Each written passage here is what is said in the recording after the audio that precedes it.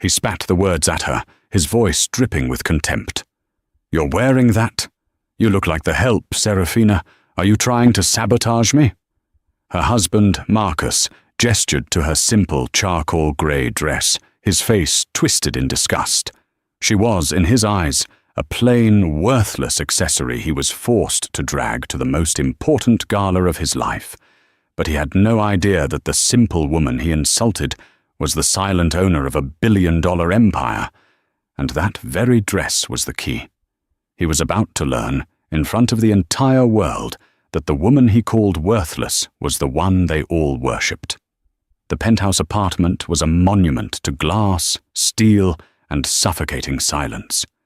It soared 50 stories above Central Park, a sterile box in the sky that Marcus Thorne had acquired as a testament to his own brilliance. For his wife, Serafina, it was just a cage with a better view. Marcus was a man who wore his success like armor. His suits were Tom Ford, his watch a Patek Philippe, and his ambition was a ravenous, bottomless pit. He was a senior partner at a high-flying private equity firm, and tonight was the annual Innovators Gala, an event where stock portfolios were whispered about more than art, and a single handshake could be worth 9 figures. "Serafina!" His voice boomed from the master bedroom, sharp and impatient. Serafina paused in the hallway. She had been standing by the floor-to-ceiling window, watching the city lights blur into a watercolor of indifferent beauty.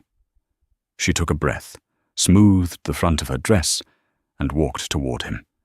He was adjusting his bow tie, his reflection in the black marble wall scowling back at him. "Where have you been?" "We're late. The car is downstairs. We need to be seen. Robert Harrison is going to be there, and if I land the Harrison Fund, we're—" He stopped, finally turning to look at her. His face, handsome and sharp, curdled. Serafina stood before him. She was not a conventionally flashy woman. Her light brown hair was pulled back in a simple, elegant chignon. Her makeup was minimal. And her dress? It was the problem. The dress was charcoal grey silk, with a deceptively simple cut. It had long sleeves, a high neck, and fell to her mid-calf. There were no sequins, no plunging neckline, no logos. It was a whisper of fabric, tailored so perfectly it looked as though it had been spun around her. Marcus stared. His eye twitched. "What?" he said, his voice dangerously low. "Is that?" "It's a dress, Marcus," she replied, her voice quiet but firm. "That's not a dress. That's a shroud. It's a rag. My God, Serafina, tonight is the Innovators Gala, not a funeral for a librarian. You look like the help. You look like you're about to ask someone for their coat." Serafina's hands clasped in front of her. She said nothing. "Are you actively trying to sabotage me?" he hissed, stepping closer. "Is that it? You're jealous of my success. So you're trying to make me look like I can't even afford to dress my own wife?" He grabbed a swath of the grey silk between his thumb and forefinger. "This feels cheap. Where did you even get this? J. Crew? Ann Taylor?" "I like it," she said, her voice small but unbreakable. "I don't care if you like it," he exploded. "I care what Robert Harrison thinks. I care what the board thinks. You are my wife. You are an extension of me. Your appearance reflects my status." He stormed over to their enormous walk-in closet and ripped open her side. It was sparse compared to his, which was a showroom of designer labels. He pulled out a dress bag, unzipping it with a violent slash. Inside was a screaming red Versace gown, covered in gold hardware. It was loud, aggressive, and deeply, painfully obvious. "I bought you this last month. You will wear this," he commanded. "No, Marcus." He froze. "What did you say to me?" "I'm not wearing that dress. I'm wearing this one." He stalked toward her, his face dark red. He was a foot taller than her, a wall of expensive cologne and rage. He raised his hand, and for a second she thought he might strike her. He saw her flinch, just a tiny, almost imperceptible tremor, and it seemed to please him. He lowered his hand, sneering. "Fine," he spat. "Come looking like a beggar. But when we get there, you don't speak. You stand behind me, you smile, and you try not to look as pathetic as that dress." He grabbed his coat and stormed out of the room. "And fix your hair. You look washed out." Serafina stood alone in the cavernous room. The silence rushed back in, heavier this time. She walked to her vanity mirror and looked at her reflection. She saw the washed-out woman, the beggar, the shroud. Then she leaned closer. Her eyes were not dull. They were a clear, sharp blue. They were the eyes of a woman keeping a secret so vast it could swallow a man like Marcus whole. She picked up her simple, unbranded clutch, made of the same charcoal silk as the dress, and walked out of the penthouse, her back perfectly straight, to follow her husband into the night. The gala was held at the Museum of Modern Art, the atrium transformed into a glittering sea of ambition. Waiters floated by with trays of champagne, and the air thrummed with the sound of 1,000 conversations, each one a subtle negotiation of power. Marcus was in his element. He plastered a brilliant white smile on his face, grabbed 2 glasses of champagne, and thrust one at Serafina without looking at her. "Drink this. Try to look happy," he muttered, before abandoning her to intercept Robert Harrison. Serafina watched him go. She was used to this. At these events, she was a ghost. She drifted to the edge of the room, finding a quiet spot near a towering sculpture, content to be a spectator. She watched Marcus laugh too loudly at Harrison's jokes, his hand clapping the older man's shoulder with practiced, false familiarity. "Sarah, darling, you came." Serafina turned. A woman slinked toward her, a shark in a blood-red dress. It was Chloe Bishop. Chloe was Marcus's colleague, his protégée, as he called her. She was everything Serafina was not: loud, blonde, aggressively sculpted, and dripping in logos. Tonight, she was poured into a dress that left nothing to the imagination. And as she got closer, Serafina's blood ran cold. It wasn't just a red dress. It was the red Versace, the one Marcus had bought for Serafina, the one he had just tried to force her to wear. Chloe's eyes glittered with malicious triumph. She ran a perfectly manicured hand down the gold hardware on her hip. "Marcus was so insistent I wear this tonight," Chloe purred, loud enough for those nearby to hear. "He said he bought it for... oh, I forget. But he just knew it would look better on me. Don't you agree?" Serafina looked at the dress, then at Chloe's smug face, then at her husband, who was now watching them from across the room, a faint, cruel smirk on his lips. He had planned this. This was her punishment for her defiance, a public, calculated humiliation. "It looks exactly as it was intended to," Serafina said, her voice perfectly even. Chloe's smile faltered, confused by the non-answer. She recovered quickly. "And you, darling? My goodness." She looked Serafina up and down, her gaze a physical insult. "That's brave. Such a simple little thing. Is it vintage, or just old?" "It's comfortable," Serafina replied. "Comfortable?" Chloe shrieked with laughter. "Oh, honey, you don't come to the Innovators Gala to be comfortable. You come to be seen. But then again, I suppose you're right. That outfit is perfect for blending in with the catering staff." She leaned in, her voice dropping to a conspiratorial whisper. "Take my advice. A man like Marcus doesn't want a mouse, Sarah. He wants a lioness. You should really put in some effort before he... well, you know." She winked, tapped Serafina's shoulder, and slinked away to join Marcus. Serafina watched them. She watched as Marcus put his arm around Chloe's waist, pulling her close. She watched as he leaned in and whispered something in her ear that made her laugh, her head thrown back. Robert Harrison, the potential client, watched the interaction with a raised, judgmental eyebrow. A wave of dizziness hit Serafina. The humiliation was a physical, choking thing. She felt the eyes of people nearby, heard their whispers. That's his wife? In the grey rag? And that's his colleague, in the Versace. The story wrote itself. She turned and walked, not to the exit, but deeper into the museum, needing air. She found a quieter gallery, the stark, beautiful lines of a Barnett Newman painting offering a moment of calm. An impeccable piece. The One Meant series, isn't it? A woman's voice, crisp and British, cut through her thoughts. Serafina turned. The woman standing beside her was unmistakable. Beatrice Wintour, the legendary, formidable editor-in-chief of Elan magazine, the global Bible of fashion. She was terrifying, iconic, and currently looking at Serafina with a gaze that could strip paint. Yes, it is, Serafina said. Beatrice's eyes left the painting and scanned Serafina. It was a slow, deliberate appraisal, moving from her hair to her face, and finally to the dress. Serafina braced herself for another insult. Beatrice's gaze lingered on the dress.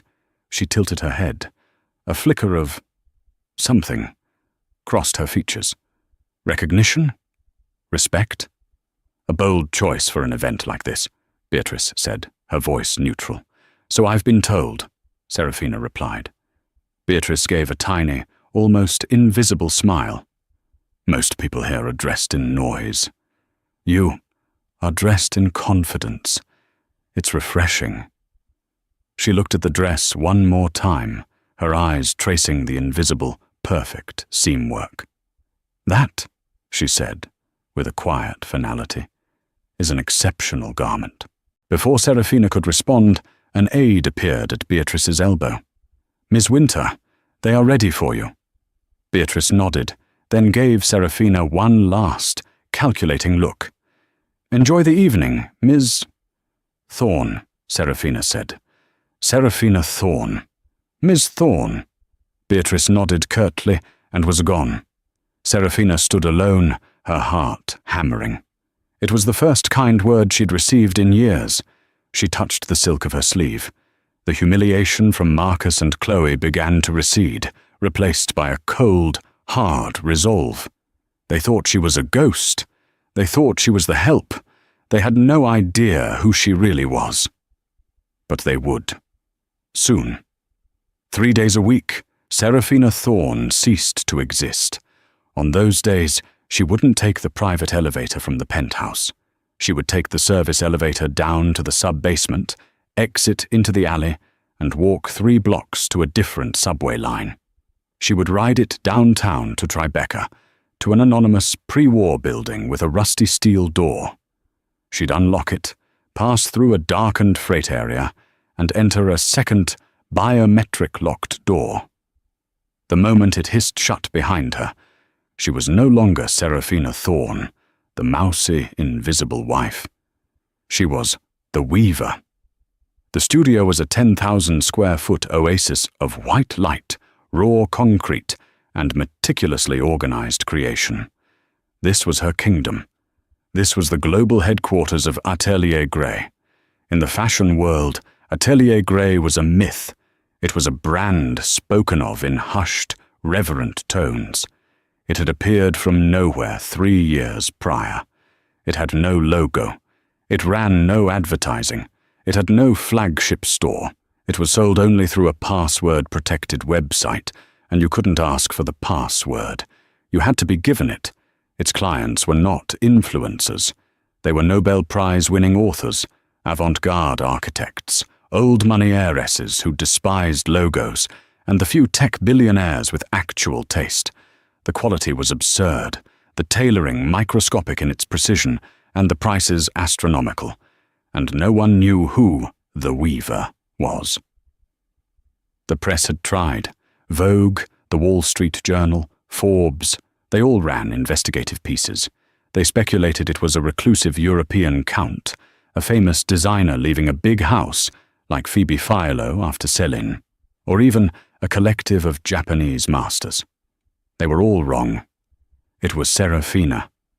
She walked through her studio, where her small, elite team of pattern makers and seamstresses, all of in-house, all paid extraordinarily well, all bound by ironclad NDAs, worked in focused silence. "Good morning, Miss Gray," her studio head, Arthur, said. He was a man in his 60s with the hands of a surgeon. "Arthur, how is the new cashmere?"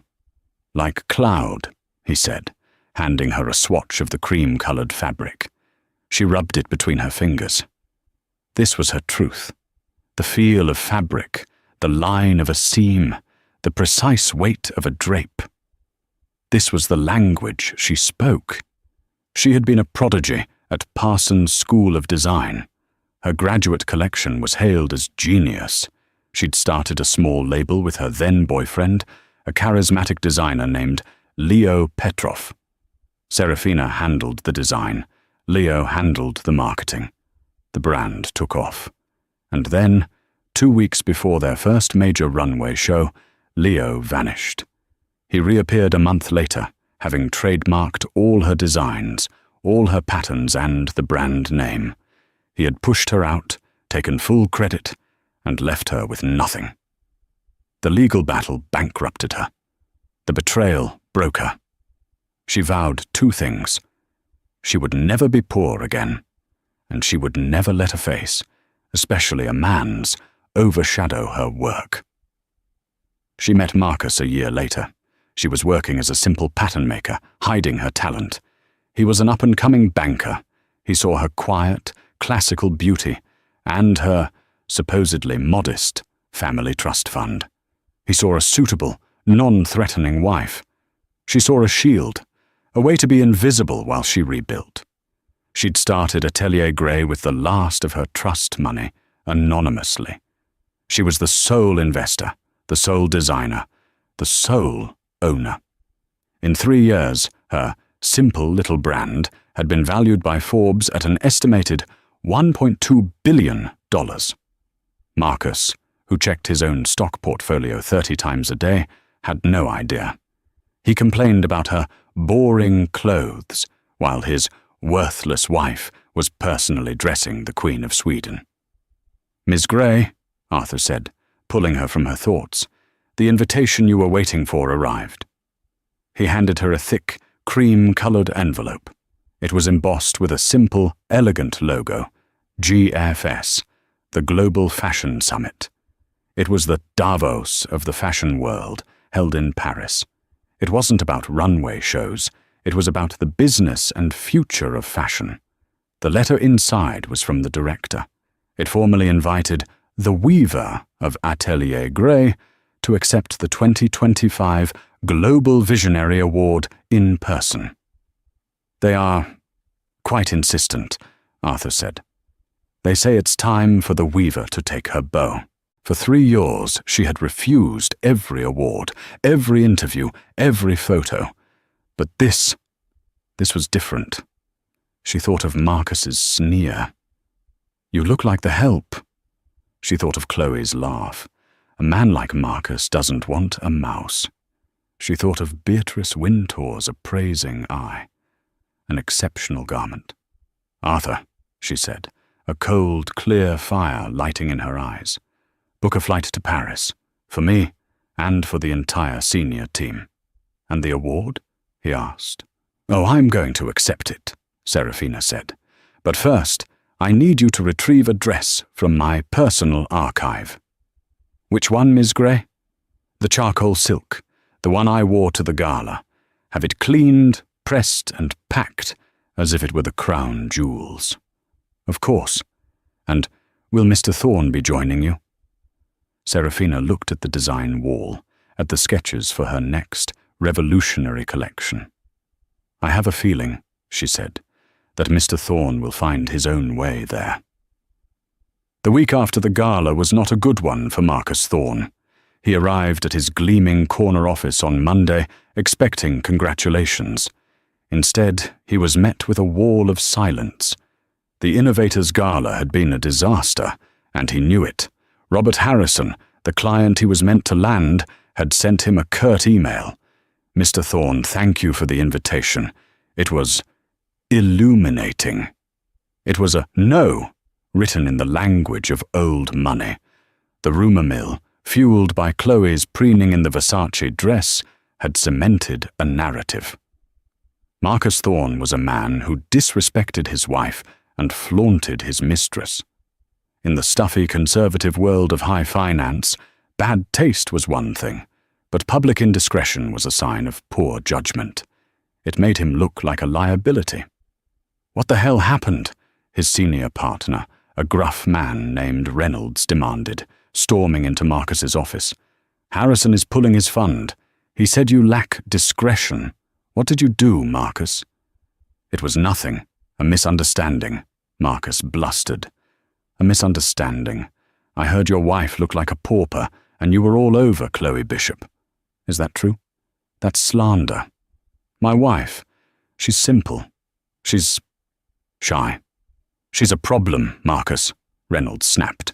"And so is Chloe. Your little office romance is costing us money. Fix it. And fix your wife, or you're out." Marcus's world was tilting.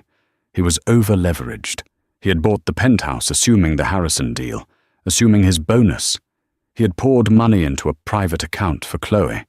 He was, to put it mildly, in deep financial trouble. He went home that night in a foul mood. Serafina was in the kitchen, sipping tea and reading a book. The sight of her, so calm, so simple, made him see red. "This is your fault," he snarled, throwing his briefcase onto the Italian marble counter. Serafina looked up, her expression unreadable. "What is my fault, Marcus?" "The Harrison deal. It's dead. He thought you were unsuitable. That dress, that pathetic grey rag, you cost me. You cost me millions of dollars. Do you have any idea what you've done?" "I wore a dress, Marcus. You are the one who behaved poorly." He was momentarily stunned by her directness.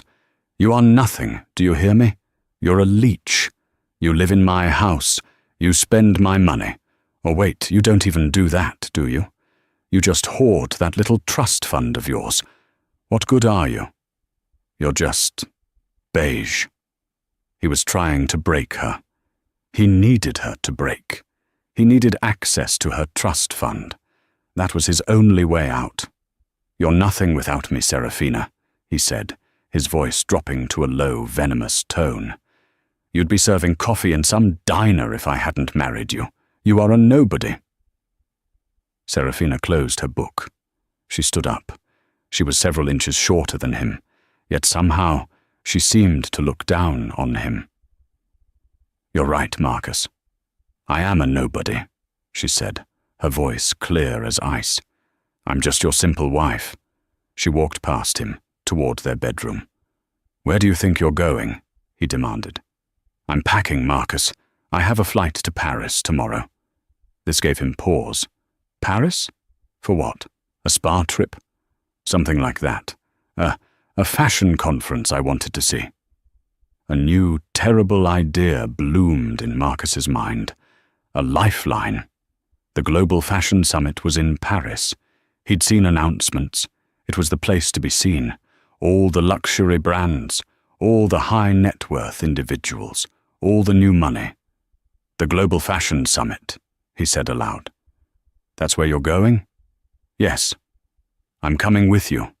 Serafina turned. "I don't think that's a good idea." "I don't care," he laughed, a frantic, desperate sound. "This is perfect. This is my second chance. Reynolds wants me to look like a solid family man. Fine, I'll take my loving wife to Paris. We'll be seen at the right events. It'll smooth everything over." He grabbed her arms, his grip painfully tight. "You and me, Sarah. We're going to Paris, And this time, you will look the part. You're going to go to Chanel, to Dior. You're going to use that trust fund of yours and buy whatever it takes to look like you're married to me." Serafina looked at his hands on her arms, then back up at his face. The desperation was rolling off him, thick and sour. He was a drowning man, and he thought she was a life raft. He had no idea she was the ocean. "All right, Marcus," she said, a small, cold smile playing on her lips. "Paris it is."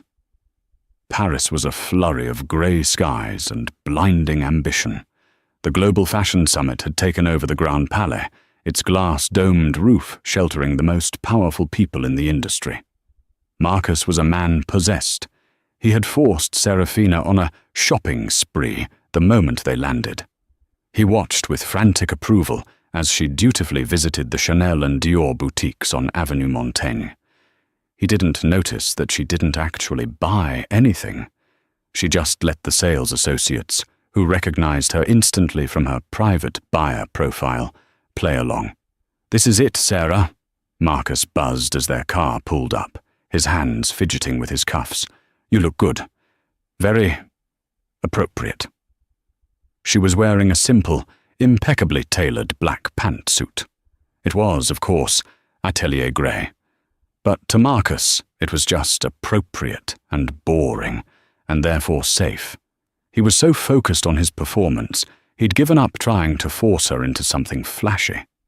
"Now remember," he coached, "we are a team. We are happy. We are successful. Let me do the talking. Just smile and nod." "I understand, Marcus," she said. They entered the summit. The place was electric. Marcus immediately spotted a tech CEO and dove in, leaving Serafina by the entrance. "I'll be right back. Don't wander off," he ordered. The moment he was gone, Serafina's entire demeanor shifted. The demure, appropriate wife vanished. Her posture straightened. Her gaze became sharp. A man in a dark suit with an earpiece materialized at her side. "Miss Gray, we've been expecting you. Please follow me." She was escorted not into the main auditorium, but through a private, velvet-roped entrance. She was led backstage to a luxurious green room. "Ms. Wintour is on her way down. The panel starts in 20 minutes, the man said. "The Visionary Award is the final item on the agenda. We have your package here and secure." "Thank you, Michael," Serafina said. A moment later, Beatrice Wintour swept in, her signature sunglasses in place. "Serafina, you came." "Beatrice, I couldn't refuse." "Good," Beatrice said, giving Serafina's pantsuit an approving nod. "The industry is rabid. They are desperate to know who the Weaver is. Are you ready for this? There's no going back. You're no longer a ghost." "I know," Serafina said. "It's time. But Beatrice, I have a condition for my acceptance." Beatrice raised a perfectly sculpted eyebrow. "A condition?" "I don't want to be announced, not at first. I want to walk up from the audience, and I need one specific seat." Beatrice listened. A slow, predatory smile spread across her face. "Oh, that is much better than a backstage reveal. That is theatre. Consider it done. We'll have security clear your seat. Where is your husband?" "He's in the general admission," Serafina said. "He thinks I'm here to watch." Beatrice's smile widened. "This is going to be the best summit we've had in a decade." Meanwhile, Marcus had schmoozed his way into a mid-level seat in the packed auditorium. He was scanning the room, trying to spot high-value targets. He was so wrapped up in his own networking that he didn't notice the empty, reserved seat in the front row, center. He didn't see Serafina, escorted by a different security guard, slip into that very seat just as the lights went down. He was sitting 20 rows back, blissfully ignorant when the lights came up on the most powerful panel in fashion. The stage was a minimalist's dream. 4 white chairs, A massive screen. The panelists were icons. There was Beatrice Wintour, editor of Aelon.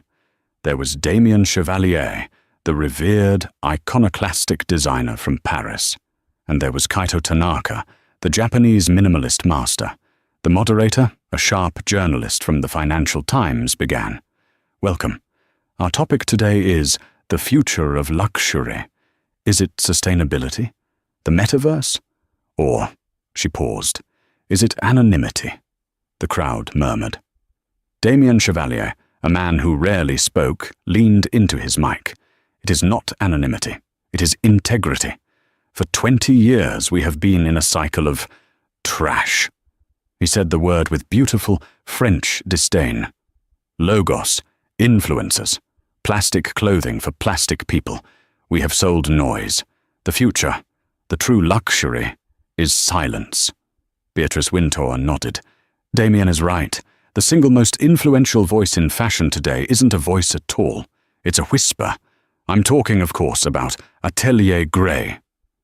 A jolt went through the auditorium. In the 20th row, Marcus Thorne scoffed. Atelier Grey. He'd heard of it. Some absurdly overpriced, boring brand for people who thought they were too smart for labels. He checked his phone, looking for emails. On stage, the giant screen lit up, not with a logo, but with products. A simple coat, a perfect handbag, a simple charcoal grey silk dress. Marcus didn't even look up. What Atelier Grey has done, Beatrice continued, her voice amplified, is remind us what value means. It's not the name on the outside, it's the craft on the inside. The designer, this weaver, has rejected fame, rejected branding, and in doing so has become the single most powerful brand in the world. They have proven that the product is enough. But who is it, Beatrice? The moderator pressed. Everyone wants to know. It's a person who understands that true power is silent, Beatrice said, her eyes scanning the front row. In the back, Marcus was texting Chloe. This is painfully boring, all talking about some brand with no ads. Idiots. Chloe texted back. Just land a deal. I want that new Birkin. Red. Marcus was so engrossed in his phone, he almost missed the shift in the room. Which brings us, the moderator said, her voice dropping, to our final announcement. The Global Fashion Summit Visionary Award is the highest honor in our industry.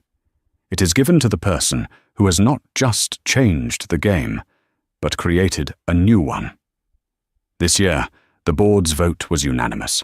The 2025 Visionary Award goes to the founder, creator, and silent owner of Atelier Grey, the weaver. A polite, expectant applause. For 3 years, the weaver has declined to accept this award, but this year, they are here. The auditorium went dead silent. Every camera, every phone, every pair of eyes was fixed on the stage. Marcus finally looked up, intrigued despite himself. About time they unmask this person, he muttered. We have been told, the moderator said, a note of confusion in her voice, that the weaver is not backstage. They are in the audience. A spotlight, bright as the sun, snapped on. It panned across the front rows, sweeping over celebrities and designers. This person, Beatrice Wintour said, taking the mic, wanted to prove a point, that the person in the clothes is not as important as the craft of the clothes. But today, the craft and the creator will share the stage. The spotlight stopped. It landed on the front row, center. It illuminated a woman in a simple black pantsuit. It illuminated Serafina. In the 20th row, Marcus Thorne froze. His phone slipped from his hand and clattered to the floor. What the hell? He whispered. He watched, his blood turning to ice, as his wife, his plain, simple, nothing wife, stood up. The silence in the Grand Palais was absolute. It was a suffocating, collective gasp. Serafina stood in the blinding white light, her face calm and composed. She turned, first to the left, then to the right, allowing the thousands of attendees to see her, to see the nobody. Beatrice Wintour on stage was smiling. "Please," she said, her voice booming, "join us on stage, Serafina." Serafina. The name echoed. On stage, an assistant had wheeled out a single mannequin. On it, perfectly lit, was a charcoal grey silk dress. The exact dress from the gala. A second spotlight hit the dress, and on the massive screen above the stage, an image flashed. It was a high-resolution paparazzi shot from the Innovators Gala. But it wasn't focused on Marcus or Chloe. It was a zoomed-in, crystal-clear shot of Serafina, standing alone by the sculpture, in her rag. Beside it, a new image flashed, a page from the official Atelier Grey digital lookbook, the centerpiece of the new collection. It was the same dress, titled The Oracle. The auditorium finally exploded. The sound was deafening. Flashes from 100 press cameras went off at once, turning the room into a strobing, chaotic nightmare for one person and a coronation for another. Marcus Thorne could not breathe. His vision tunneled. It wasn't possible. It was a joke, a prank. But he was watching his wife. He was watching Serafina Grey, he hadn't even known her maiden name, walk up the steps to the stage. She moved with a grace and confidence he had never seen. She shook hands with Damien Chevalier, who kissed her on both cheeks. She embraced Kaito Tanaka, who bowed deeply to her, and she stood beside Beatrice Wintour, who handed her the heavy, crystal, Visionary Award. She stepped up to the microphone. The room fell silent again, waiting. In the 20th row, Marcus was shaking. The man next to him, a buyer from Neiman Marcus, grabbed his arm. "My God, man! That's your wife! You're married to the Weaver! You lucky bastard!" Marcus's face was chalk white. He felt bile rise in his throat. Serafina's voice rang out, clear and strong. Not the mousy whisper he was used to, but the resonant, assured voice of a CEO. "My name is Serafina Grey," she began, "and I am the Weaver. For 3 years I stayed silent. I let my work speak for me. I did this because, long ago, my voice and my work were stolen from me by a man who believed a woman's face was just a tool for marketing." She paused, her eyes scanning the crowd. "I built Atelier Grey on a single principle, that quality needs no logo, that integrity needs no advertising, that silence is not an absence of power, it is the focus of it." She turned and gestured to the dress on the mannequin. "This is the Oracle dress. It is the centerpiece of my new collection. It's made from a single bolt of triple-ply silk, and its design is based on a single, unbroken seam. It is one of the most complex and expensive garments my studio has ever produced." She then looked, not at the camera, but seemingly right at Marcus. Her gaze was a steel spike. "A few weeks ago," she said, her voice dropping, a man I know, told me this dress was a rag. He said it was cheap. He said I looked like the Help." A wave of shocked, scandalized gasps rippled through the audience. He said this because he, like so many, has forgotten how to see. He only knows how to look. He looks for the logo. He looks for the price tag. He looks for the approval of others. He cannot see the craft, the quality, or the worth that is right in front of him. She held up the award. "This is for every person who has ever been told they are too simple. For every woman who has been told to be louder or flashier to be seen. For every artist who has been told their work is worthless by someone who doesn't even speak the language." She looked directly into the lens of the main camera, broadcasting to the world. My name is Serafina Grey, and I am not simple. I am not the help. I am the owner, the founder, and the chief designer of Atelier Grey, and I am just getting started. The room erupted. It wasn't applause, it was a roar, a standing ovation that felt like it would shake the glass dome apart. The panelists were all on their feet, clapping. Marcus Thorne stood up. He was numb. He turned, pushing past the man next to him, and stumbled into the aisle. He ran. He ran out of the auditorium, out of the Grand Palais, and into the grey Paris afternoon, the sound of his wife's triumph chasing him down the street. The sound of the standing ovation was not a sound of triumph to Marcus. It was a physical, percussive force, a wave of thunder chasing him out of the Grand Palais.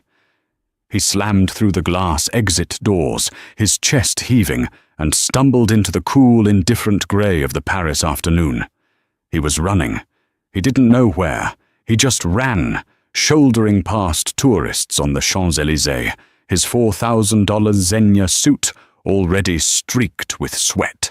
His lungs burned. His mind was a whiteout of pure, screaming panic. $1 billion. Serafina Grey, the weaver, Robert Harrison, her godfather. The words looped, each one a fresh stab of betrayal. He was not just a fool. He was a cosmic, historic fool. He had stood on a mountain of gold and complained that it wasn't shiny enough. He had owned the entire mine and was now scrambling for pebbles in the dirt. He finally skidded to a stop, leaning against the cold stone of an unfamiliar building, and retched into a gutter. Tourists gave him a wide berth, mistaking him for a common drunk. In a way, they were right. He had been drunk on his own ego for years, and the hangover was killing him.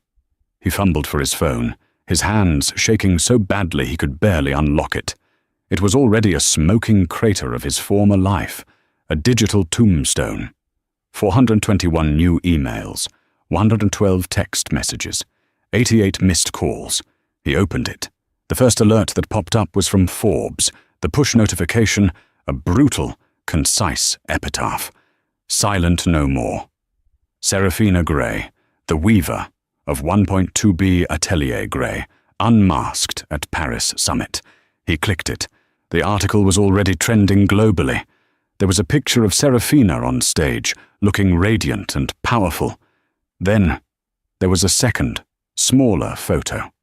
A blurry, long lens shot of him, his face a mask of horror, fleeing the auditorium. The caption, Marcus Thorne, husband of Serafina Grey, reacting to the news. He scrolled down. His email inbox was a list of digital guillotines. From Reynolds, James. Subject, termination. Marcus, your public association with the situation at the Innovators Gala, which cost this firm the Harrison Fund, was a significant concern. This new development, revealing a catastrophic lack of judgment and a conflict of interest you willfully failed to disclose, being married to the owner of $1 billion entity while our firm was exploring luxury good investments, makes your position untenable. Your access is revoked. Your terminal is locked. Security is packing the contents of your office. You are the single dumbest man I have ever met. Do not contact me or anyone at this firm again.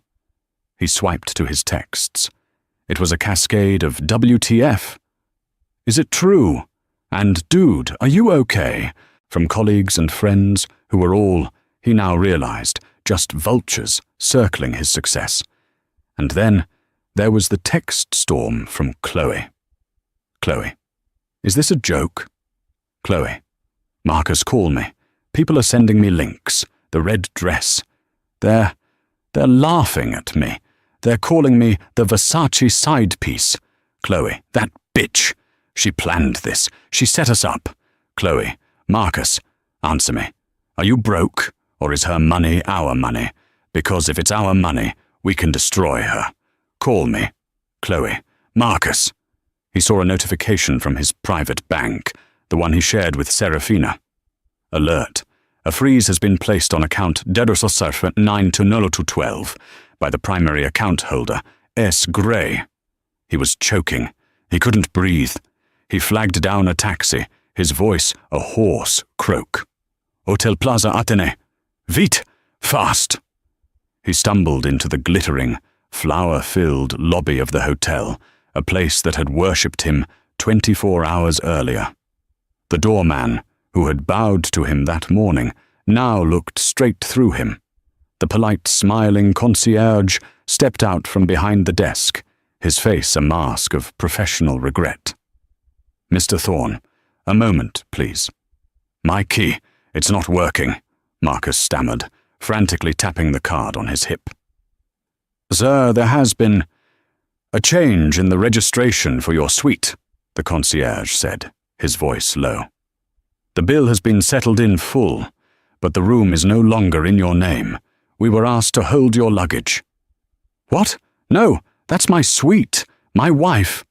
"Your wife is upstairs, Mr. Thorne. She is waiting for you, but she asked that you be escorted." 2 hotel security guards, large and impassive, materialized on either side of him. This was the walk of shame. The staff, the guests in the lobby sipping tea. They all watched. They saw the sweaty, panicked man from the Forbes article being marched to the elevator like a common criminal. The elevator ride up was a silent, suffocating hell. They walked him down the hall. The door to the presidential suite, his suite, was ajar. He was nudged inside. Serafina was standing by the window, looking out over the Eiffel Tower, which was just beginning to glitter against the twilight. She was still in her black pantsuit. She looked like a general surveying a conquered city. She was not alone. The 2 hotel guards remained at the door. Flanking her were 2 new men, dressed in severe dark suits, with earpieces, her personal security, and beside her, a woman he had never seen. She was in her 50s, with sharp features, sharper glasses, and a black leather attaché case resting on the table. "Sarah!" he gasped, the name ripping from his throat. "Sarah. Thank God.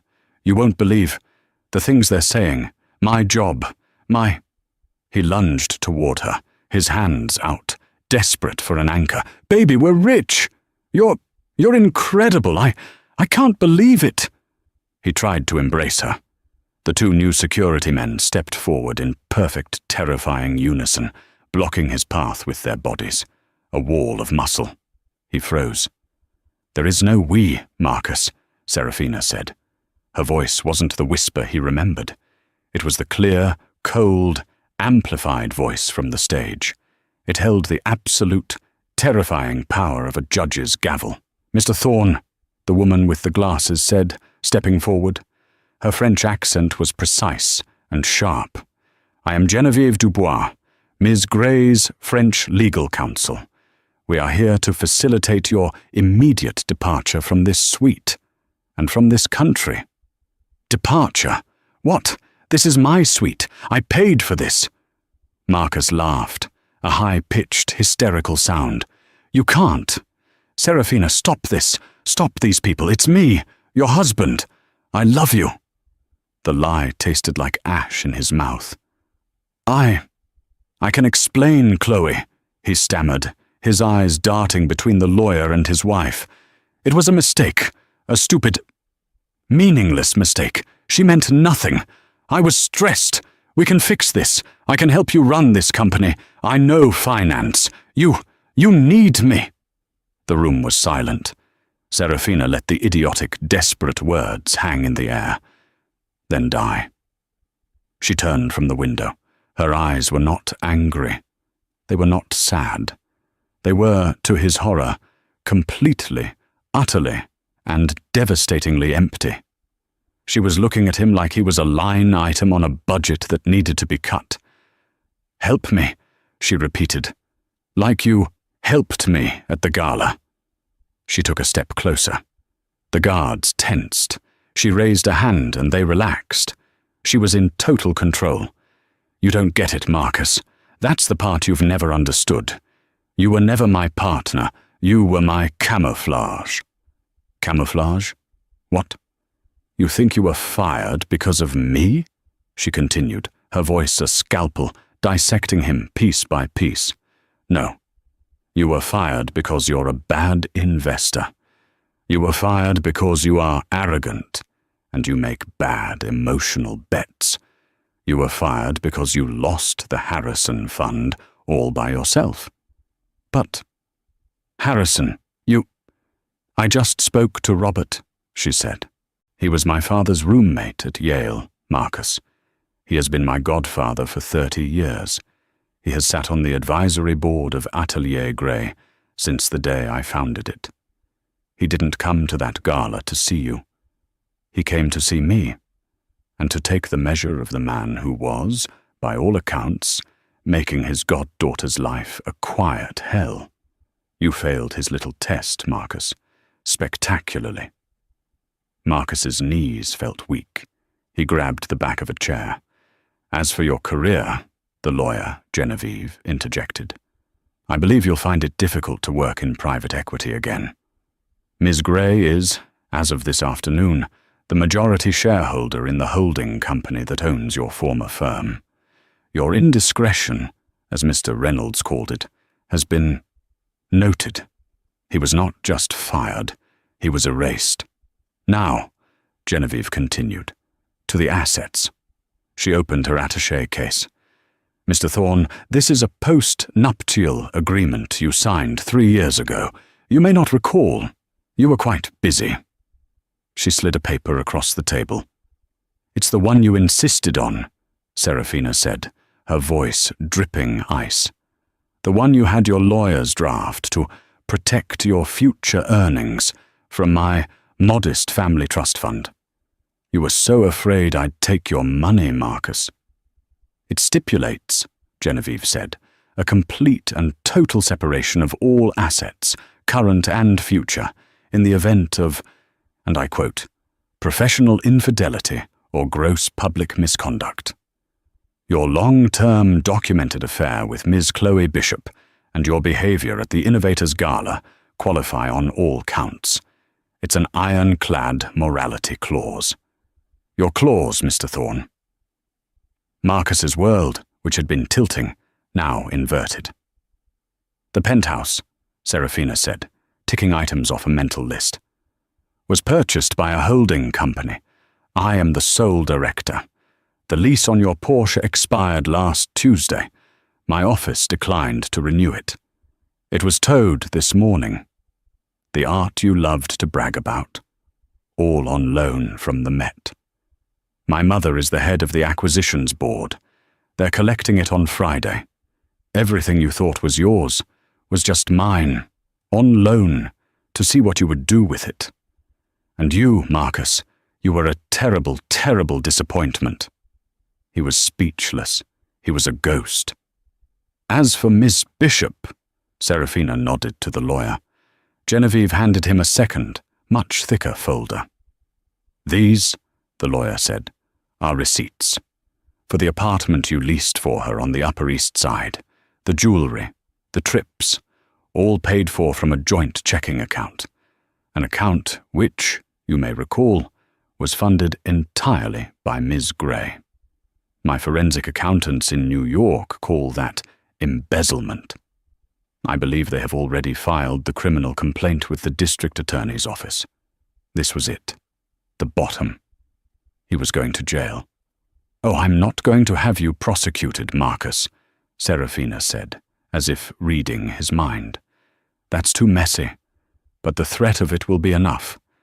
This folder, a copy of which is now with Ms. Bishop, ensures that she will testify on my behalf in the divorce proceedings in exchange for a very generous immunity deal. You get nothing. Marcus finally collapsed into the chair. He was a hollowed-out shell. I have nothing, he whispered. My wallet. You can't just leave me here. I have no money, no job, no. You need to leave. Now, Serafina said. Where am I supposed to go? He shrieked. the last of his dignity shredding. "Your personal items from the penthouse, the ones you didn't bring to Paris, are in a storage unit in the Bronx. My office will text you the address and the key code," Serafina said. "These gentlemen," she gestured to her security team, "will escort you to the lobby." "But my flight." "My assistant, Arthur. You remember Arthur, from the studio? You always thought he was the valet. Has graciously booked you a flight home." A tiny, pathetic flicker of hope. A flight. Thank God. "A one-way ticket. Coach, on Norwegian Air," Serafina stated, her voice flat. "It leaves from Orly in 3 hours. A car, a basic Uber, is waiting for you downstairs to take you to the airport. Your room at the airport Ibis is prepaid for 1 night, in case you miss it. I believe you once told me their amenities were adequate for the lower classes." The poetic justice was so brutal, so complete, it was almost art. The 2 security guards stepped forward and took his arms. He didn't fight. He was too broken to fight. He was a mannequin being moved. They lifted him to his feet. "Serafina," he pleaded. One last time, his voice a child's whimper. "Please, don't do this." She had already turned her back on him, returning to the window. "You called me a nobody, Marcus," she said, her voice final, her reflection in the glass, the only thing looking at him. "You were wrong. I'm a somebody. But you? You're about to find out exactly what it feels like to be a nobody. And you won't even have that simple rag I was wearing to keep you warm." The guards dragged him from the room. The last thing he saw before the door clicked shut was the silhouette of his wife, Serafina Grey, standing tall and alone, claiming the Paris skyline as her own. His walk of shame through the Plaza Athénée lobby was a blur. The Uber was, as promised, a cramped Peugeot. The Ibis Hotel was a symphony of beige plastic and the smell of disinfectant. He tried to call Chloe from the lobby. Her number was already disconnected. The New York Times ran the story on the front page of the Sunday Style section. It was a masterpiece of journalism. It showed 2 pictures, side by side. On the left, Serafina, captured at the exact moment she held her award aloft, her face a serene, powerful portrait of triumph. On the right, the paparazzi shot of Marcus, his face blurred and contorted in a mask of sweaty panic, fleeing the Grand Palais. The headline was simple, devastating, and perfect. The Weaver and the Wreckage. Serafina Grey never returned to the penthouse. She sold it, along with everything that reminded her of her old life. Her company, Atelier Grey, opened its first ever physical store, not a flashy flagship, but a quiet, appointment-only archive in Paris. Her divorce was swift and silent. Marcus, ruined and blacklisted from finance, was last seen trying to sell luxury cars in a suburban dealership. Chloe vanished, her social media going dark after the red Versace dress became a global meme for desperate. Serafina's story is a powerful reminder that the world will often try to judge you by the loudest, flashiest label. People will try to tell you that simple means worthless, and that quiet means weak. But true power, true value, isn't screamed from a billboard. It's in the quiet confidence of your craft. It's in the integrity of your work. Never let the noise of others' opinions drown out the silent, powerful truth of who you are. Thank you for listening to this story. If you were as gripped by Serafina's journey as we were, please show your support.